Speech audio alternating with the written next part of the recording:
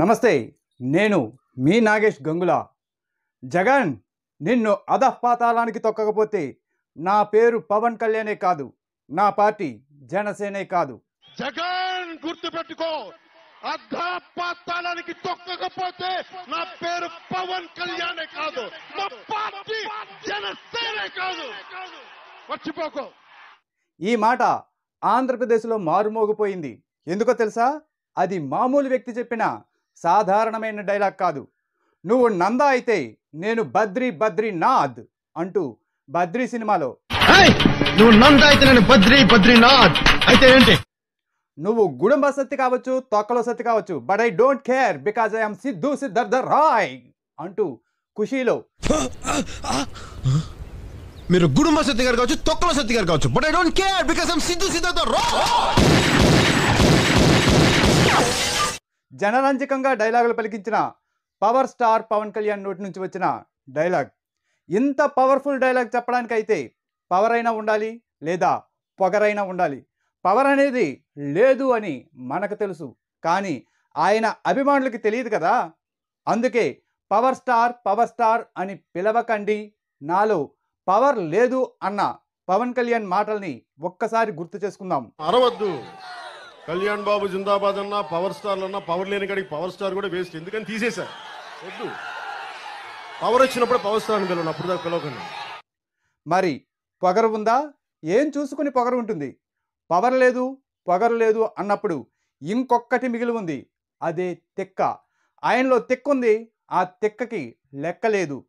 జగన్, నువ్వు జీవితంలో సీఎం కాలేవు, ఇది నా శాసనం, రాసి పెట్టుకో అన్న పవన్ కళ్యాణ్ ఈ రోజుకే కాదు, జగన్మోహన్ రెడ్డి గారు ఎప్పటికీ సీఎం అవ్వాలి, ఎప్పటికీ ఆంధ్రప్రదేశ్కి ముఖ్యమంత్రి కాలేడు, ఇది శాసనం.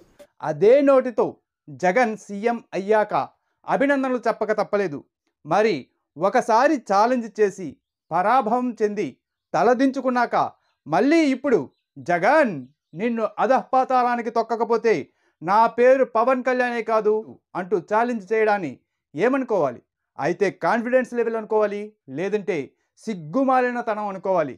అన్నీ ఉన్న ఆకు అణగి మణిగి ఉంటుంది, ఏమీ లేని ఆకు ఎగిరెగిరి పడుతుంది అంటారు. మరి పవన్ కళ్యాణ్ అన్నీ ఉన్న ఆకు లాంటోడా, అంటే నిండైన విస్తర లాంటోడా, లేక ఏమీ లేని ఆకు అంటే ఎంగిలాకు లాంటోడా అన్నది మీరు కామెంట్ చేయండి. ఈసారైనా జగన్మోహన్ రెడ్డిని సీఎం కాకుండా అడ్డుకోవడం మాట అటుంచితే కనీసం తాను దీనాతి దీనంగా ఓట్లు అడుక్కున్నందుకైనా ఒకటే అడుగుతా ఉన్నా.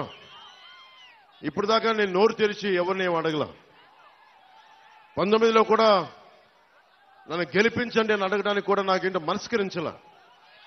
ఈ రోజున నేను మిమ్మల్ని అడుగుతున్నాను, మిమ్మల్ని ఆర్థిస్తున్నాను, 2 చేతులు జోడించి అడుగుతున్నాను. తను పోటీ చేసిన పిఠాపురంలోనైనా గెలిచి అసెంబ్లీలో అడుగు పెడతాడా, లేక తాను డైమండ్ రాణి అంటూ ఎద్దేవి చేసిన రోజా గారు చెప్పినట్లు అసెంబ్లీ పోడియంలోకి కాదు కదా, కనీసం అసెంబ్లీ గేటు కూడా తాకకుండా పోతాడా అన్నదే $1 మిలియన్ ప్రశ్న. ఇదంతా జనసేన తరపున పవన్ కళ్యాణ్ గురించి మనకి తెలిసిన విషయం. మరి ఈ జనసేనని పెంచి పోషించిన తెలుగుదేశం విషయానికి వద్దాం. పార్టీ లేదు, ఏ బొక్క లేదు.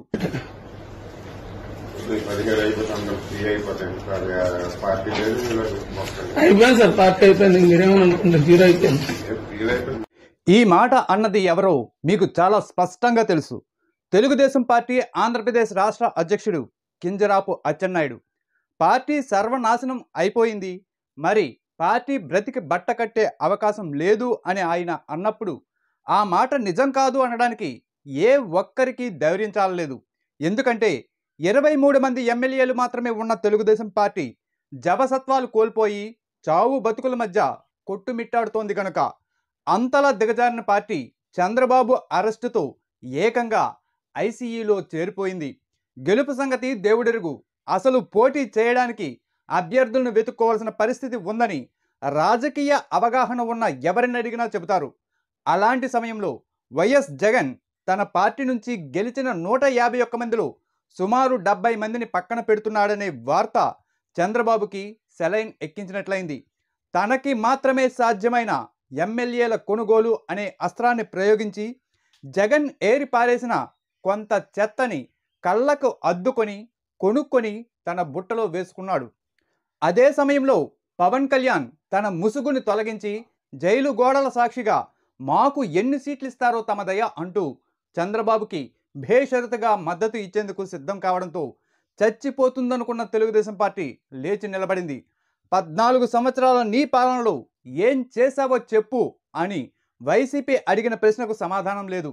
వాలంటీర్ వ్యవస్థ, సచివాలయం వ్యవస్థలను తీసేస్తావా, కొనసాగిస్తావా చెప్పు అన్న ప్రశ్నకు తప్పనిసరి పరిస్థితుల్లో కొనసాగిస్తాము అనక తప్పలేదు. సంక్షేమ పథకాలతో శ్రీలంక అయిపోయిన రాష్ట్రాన్ని తిరిగి సువర్ణాంధ్రప్రదేశ్గా మార్చడానికి మరో 4 రెట్లు అలవి కాని సంక్షేమాలను ప్రకటించక తప్పలేదు బాబుగారికి. దీనికి తోడు భూములు జగన్ లాక్కుంటాడనే భూతాన్ని జనం మీదకి వదిలాడు బాబు. ఏమైతేనే అనుకున్నది సాధించాడు చంద్రబాబు. అసలు పోటీ చేస్తాడా లేదా అన్న భయం నుంచి గెలిచేస్తాడు మా బాబు అనే స్థాయికి గోబెల్స్ ప్రచారం ఊదరగొట్టేశాడు. ఆఖరికి ఈ ప్రచారం ఎంతలా జరిగిందంటే 175కి 175 గెలుస్తుందని ప్రగాఢంగా నమ్మిన కరడుగట్టిన వైసీపీ అభిమాని కూడా ఈసారి జగన్ గెలుస్తాడా అని భయపడేంత స్థాయిలో ప్రచారం కుమ్మేశాడు. That is Chandrababu. చంద్రబాబు నాయుడిపై నమ్మకం కంటే ఆయన చేసే ప్రచారంపై నమ్మకం పెట్టుకున్న సంపన్నులు కొందరు సంపద లేకపోయినా అడ్డదారిలో అడ్డంగా సంపాదించవచ్చు అనుకుని అప్పు చేసి మరీ బెట్టింగ్లకు పాల్పడుతున్న ఎందరో ఇప్పుడు జూన్ 4 కోసం ఆతృతగా ఎదురు చూస్తున్నారు. ఇదంతా జగన్ వచ్చి ఐపాక్ టీంతో కలవక ముందు. కలిశాక వైసీపీ మూకల్లో నరనరాన దాగి ఉన్న రక్తం ఉరకల పరుగులు పెట్టడం మొదలెట్టింది. అవును కదా, మనమెందుకు భయపడాలి?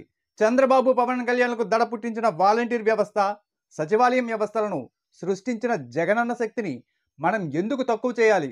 5 ఏళ్లలో ఒకసారి మన ఊరికి ఎమ్మెల్యే కనబడితే అదృష్టం అనుకునే రోజుల్లో ప్రతి గడప గడపకు ప్రతి ఎమ్మెల్యేని పంపించిన జగనన్న ధైర్యాన్ని ఎందుకు గుర్తించలేకపోయాం? సామాజిక సమీకరణాలు సృష్టించి అందరినీ తన వారిని చేసుకున్న ఆ జగనన్నకి జగమంత కుటుంబం తోడుంటుందని ఎందుకు నమ్మలేకపోయాం? అవ్వాతాతలు, అమ్మ అక్కలు, వికలాంగులు, ఒంటరి మహిళలు ఇలా ఒకరేమిటి అంతా ఒక్కటై జగనన్నని గుండెల్లో పెట్టుకున్నారని మర్చిపోతే ఎలా? మీ జగన్ ఇచ్చేవాడే కానీ తీసుకునేవాడు కాదు అన్న మన జగనన్న మాటలు ప్రజల మదిలో ముద్రపడిపోయాయి. అందుకే వారి చూపుడు వేలు ఫ్యాన్ గుర్తుపై బలంగా హత్తుకుంది. జగనన్న రాకముందు తమ పిల్లలు ఎలా ఉన్నారో, వచ్చాక ఎలా ఉన్నారో, జగనన్న రాకముందు తమ ఊర్లు ఎలా ఉన్నాయో, వచ్చాక ఎలా ఉన్నాయో, జగనన్న రాకముందు తమ బ్రతుకులు ఎలా ఉన్నాయో, వచ్చాక ఎలా ఉన్నాయో ఓటర్లు అనబడే ప్రజలు బాగానే గుర్తించారు. రాజు బలవంతుడైతే శత్రువులందరూ ఏకమవుతారు. శత్రువులందరూ ఏకమైతే ప్రజలంతా తమ ప్రాణాలను సైతం పణంగా పెట్టి తమ రాజును కాపాడుకుంటారు. అందుకే జగన్ చెబుతున్నాడు తన గుండెల్లోంచి బయటకు వచ్చిన ఆ మాట. జూన్ 4న దేశం మొత్తం మన వైపు చూస్తుంది అని. కూటమికి ఓటు వేసి ఉంటే తల దించుకోవడానికి, జగన్కి ఓటు వేసి ఉంటే సగర్వంగా తల ఎత్తి కాలర్ పైకి ఎగరవేయడానికి సిద్ధంగా ఉండండి. దయచేసి చివరిగా నా ఈ విన్నపాన్ని మర్చిపోకండి. ఈ వీడియో మీకు నచ్చినట్లయితే తప్పనిసరిగా లైక్ చేయండి. మీ అభిప్రాయం కూడా కామెంట్ రూపంలో తెలియజేయండి. మీరు ఇంతవరకు మన ఛానల్ని సబ్స్క్రైబ్ చేయకపోతే వెంటనే సబ్స్క్రైబ్ చేసుకోండి. మరో మంచి వీడియోతో మళ్ళీ కలుద్దాం.